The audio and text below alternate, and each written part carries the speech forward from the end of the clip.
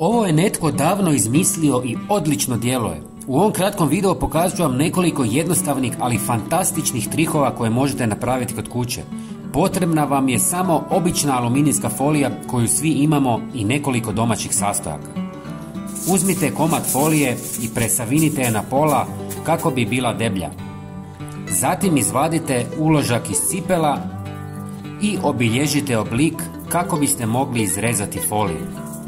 Stavljanje aluminijske folije ispod uloška cipela pomaže zadržavanju topline jer reflektira tjelesnu temperaturu, što je korisno u hladnim uvjetima. Također, folija može pomoći u održavanju suhih stopala jer odbija vlagu iz tla. Ovo je jednostavan trik za dodatnu udobnost i toplinu. Ovako bi to trebalo izgledati. Zalijepite foliju ljepljivom trakom kako bi ostala na mjestu i stavite uložak nazad u cipelu. Imamo i alternativu. Kad popijete mlijeko ili sok, umjesto da bacite tetrapak u smeće, izrežite ga u obliku uloška i stavite u cipelu.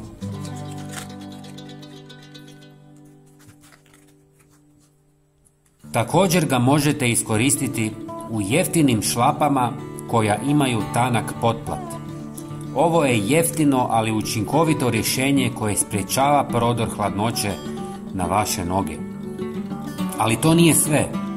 Uzmite komad folije, stavite jedan lovorov list, malo sode bikarbone i taloga od kave.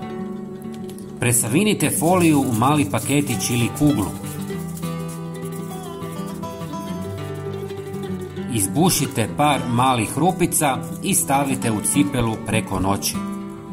Soda bikarbona, talo kave i lovorov list izvrstan su prirodni trik za borbu protiv vlage i neugodnih mirisa u cipelama. Soda bikarbona upija vlagu i neutralizira mirise, talo kave također pomaže u apsorpciji vlage i dodaje ugodan miris, dok lovorov list ima antibakterijska svojstva, neutralizira mirise i odbija insekte koji se mogu uvlačiti u cipele preko noći. Osim folije, ove sastojke možete staviti i u staru čistu čarapu. Prijatelji, svakako podijelite ovaj video sa svojim poznanicima i pogledajte naš sljedeći koristan video na vašem ekranu. Hvala vam!